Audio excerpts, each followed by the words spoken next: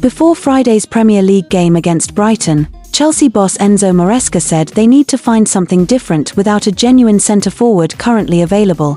After being thumped 3-0 while failing to muster a shot on target, presumably the Italian is still searching. Despite spending more than £1.5 billion since the Clearlake capital and Todd Boehly takeover went through less than 3 years ago, a recent injury crisis has left Chelsea's squad looking remarkably threadbare. None more so than up front. Chelsea have signed a lot of attacking players since the takeover. The Blues have forked out £445 million on forwards, but aside from a now-injured Nicolas Jackson, none have proved to be a high-quality number 9. Pierre Emerick Aubameyang was signed for former manager Thomas Tuchel at a cost of £12 million from Barcelona, but the veteran was frozen out soon after the German was sacked following a 100-day review from the ownership without a chance to prove his worth. He went on to score goals for Marseille in a sensational season in France before moving to Saudi Arabia.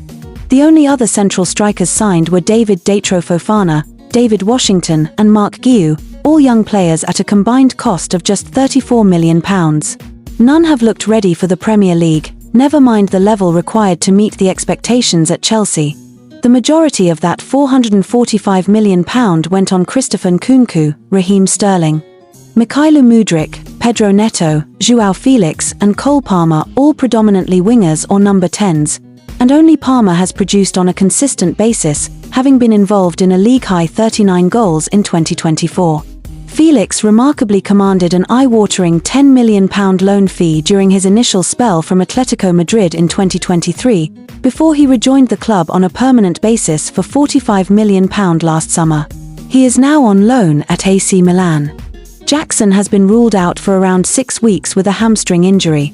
The 23-year-old came off injured against West Ham 2 weeks ago and, although manager Maresca was initially hopeful the Senegal striker had avoided a major setback, scans have since revealed the problem to be much worse.